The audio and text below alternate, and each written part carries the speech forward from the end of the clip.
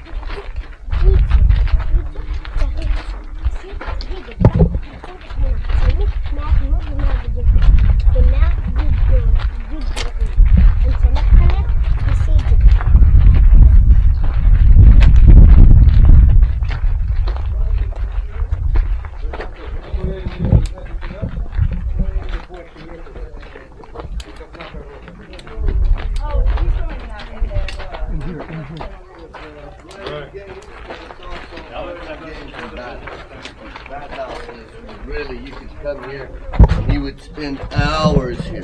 So this is how it would have looked. And here, let him take his picture in there with his fancy schmancy camera. So this is a model of the bathhouse as it is restored. You have the fourth area over here with these columns all around. Big floor over here. And I do not know what the purpose of this side room would have been.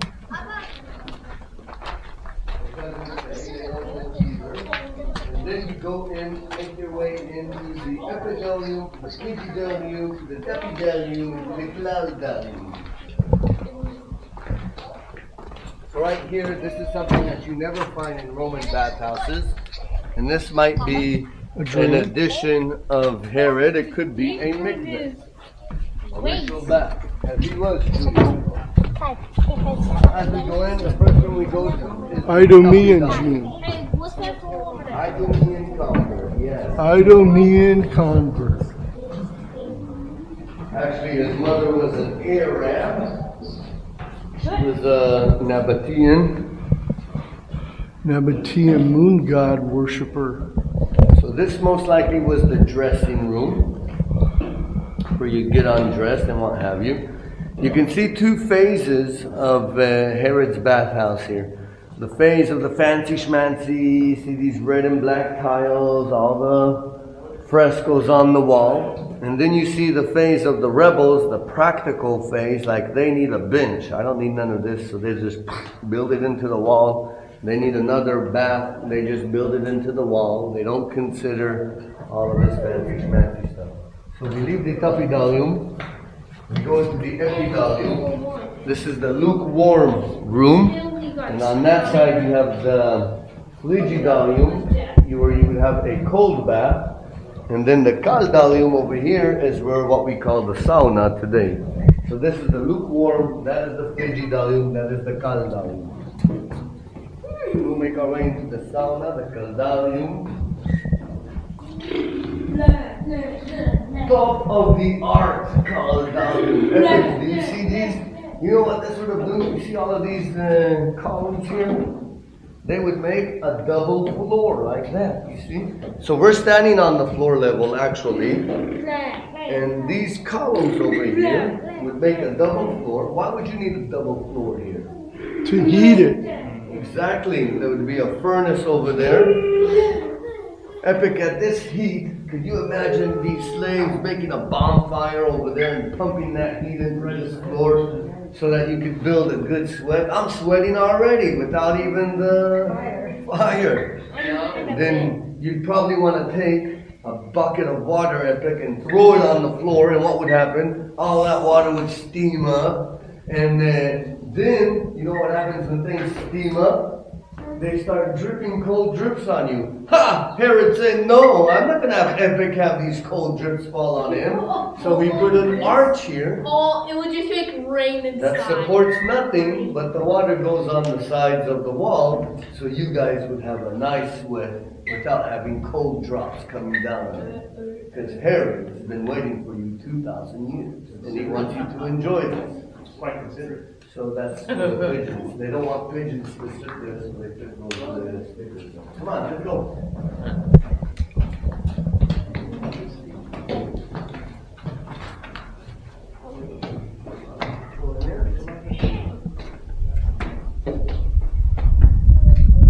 Auctioneer Kinder.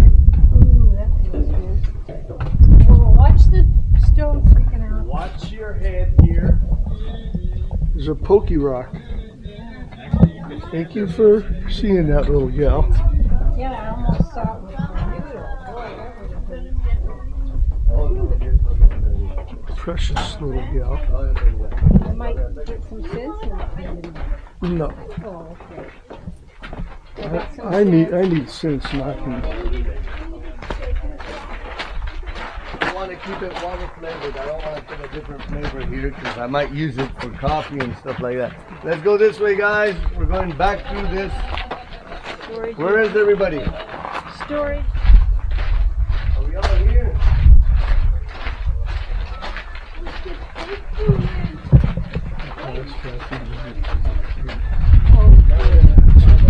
Covered up with my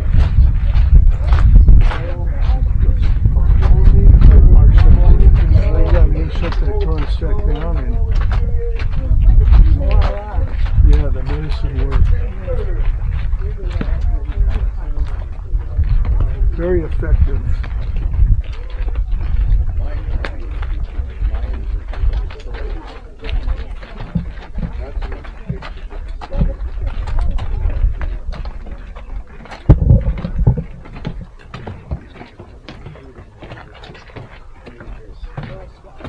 Why do you build all this stuff here?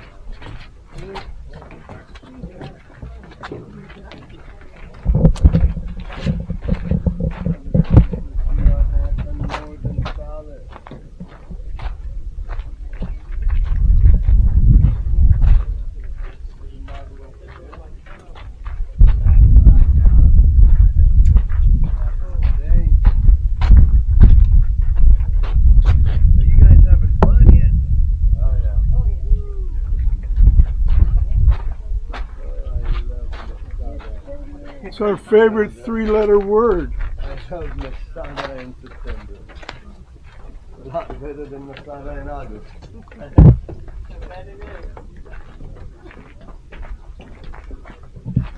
But my favorite is Masada in February. Oh, me too. February's my month.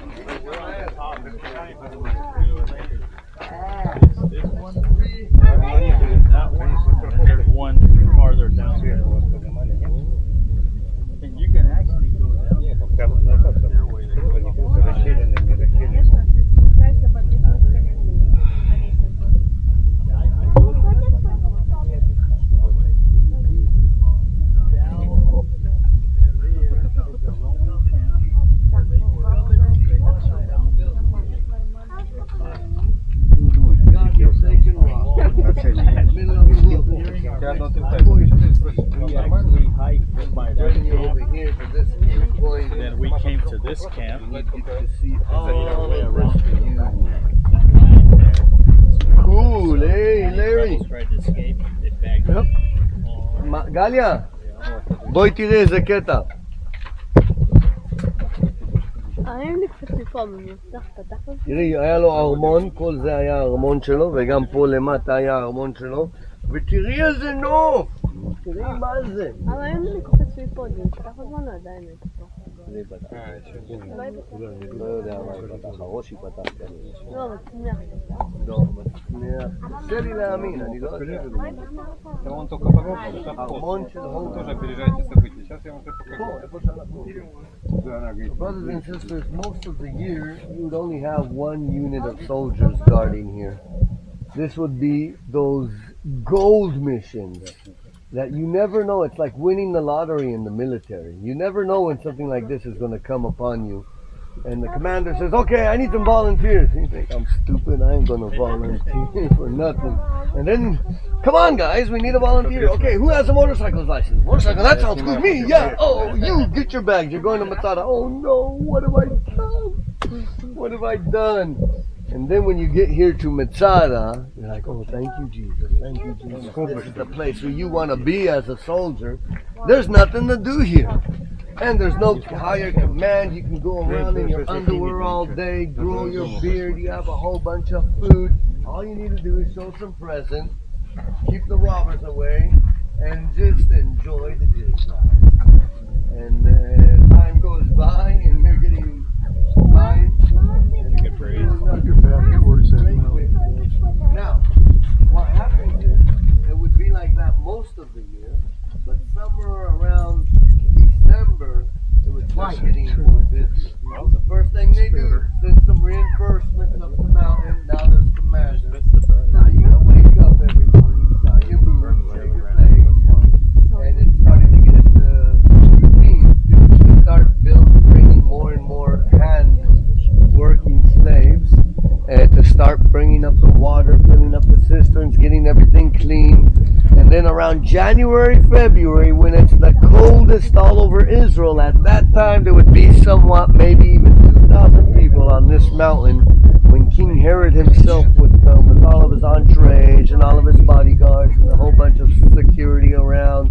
And this mountain would be very busy for a period of 2, maybe 3 weeks. And then once again, at the end of February, towards March, he'd leave, make his way back to Jerusalem, and slowly but surely you'd only have one unit of soldiers here once again, only to guard the place. So when the rebels take control of this mountain, all they have to do is overcome one Roman unit, and then they got themselves in control of a whole bunch of weapons and a whole bunch of food, and this is where they are. So, let's go down here and see the reason why this is a UNESCO site after my brother. Everybody pass so you can take their picture. Come on, go that way, go that way, go that way. We don't do Facebook, so it won't be posted. So no one's going to be liking and subscribing? No. Okay, stop.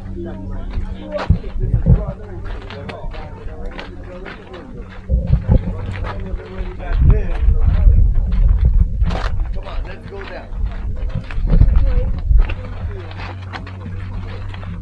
Brother Epic?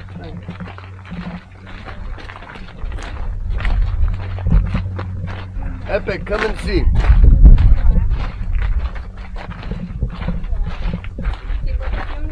Epic, do you see this parking lot over there with the buses? Where's our bus? It's a big red bus. I guess it's that one by the over there. Our bus over there. Still, usually that parking lot is filled with buses. Exactly. Now, do you see next to it a big square of rocks? And do you see another square of rocks over there? They kind of mixed it up. That's it. And do you see that little square of rocks? And do you see that square of rocks? And do you see this line of rocks going all around? This is the only in the entire world. The only. Exactly. The only Roman siege camp in the world that has been left ever since 2,000 years ago. As we're standing up here, you could also see that ground formation that we saw earlier. All of that is made out of water, believe it or not, water that flows down there. And that is where they found a stalagmite of, what was that, Jose? Anyhow, it was found there. You said you had a friend who found some sulfur or something, sulfur rock, yeah. Kerrigan. Remember Kerrigan? Ah, Kerrigan, yeah. He's looking for Sodom and Gomorrah, and somebody told him that there were some ruins over here that looked suspicious. And he said that some of the things, it's like, man, these look like structures. But he found some brimstone and turned it on with the lighter, and they caught on fire. So here you have it, brothers and sisters. The only Roman siege camp in the entire world. The Jews have enough of these Romans when it becomes... The Romans are actually very professional. A very professional empire. They had a way of conquering you and still letting you feel like you're free. This is where he found it. He pinpointed. We're right here. Cool. He found it right there. He said if you get up on top and get that way.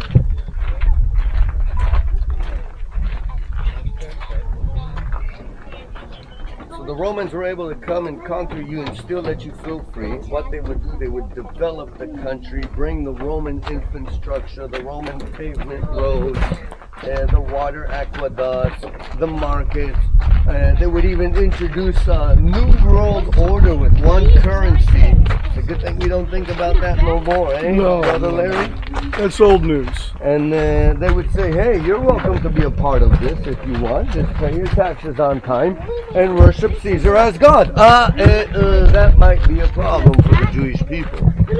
And when I say Herod the Great, he was a great murderer, but the greatest thing that he was able to do was somehow find a balance between the Roman Empire and the Jewish faith. I mean, he did it with a sword, but still the country flourished in his days. But after he was gone, nobody else was able to do it. And also the Caesars, they did not have anybody to represent the Jewish people like Herod did and explain to them, hey, if you put a sculpture of yourself in the Holy of Holies, that might not be a good idea. So maybe you should not do that. But anyhow, it was inventable, something that you can't run away from. How do you say that? Inevitable. Inevitable that there would be a clash between the Jews and Romans, and of course it happens around AD 67 or so, and they send in their troops and they just destroy the land. And they come here even almost 6 years into the rebellion when it was pretty obvious that they lost. I mean, we already destroyed Jerusalem.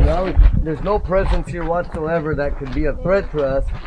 But if you're gonna threaten the Roman Empire, we need to take you out. Look what they did here. They built a wall going up this cliff. This wall has no particular, it's not really going to be used as anything, but it's a message to the people up here. None of you are going to make it beyond this wall alive.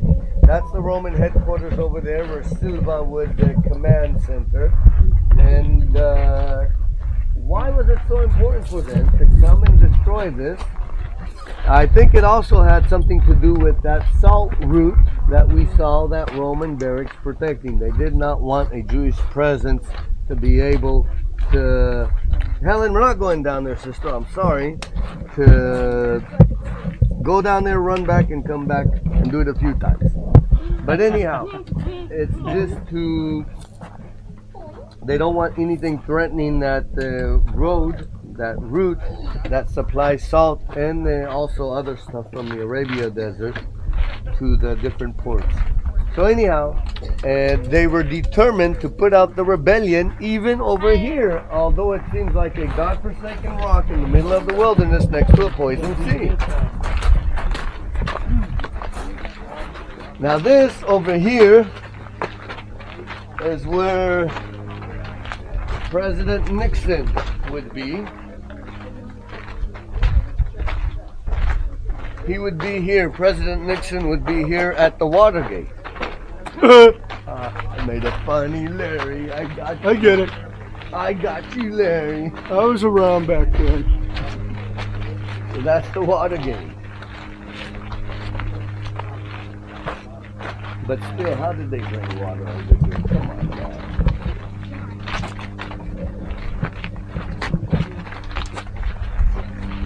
Inside here 66 after 1970 when the temple was destroyed.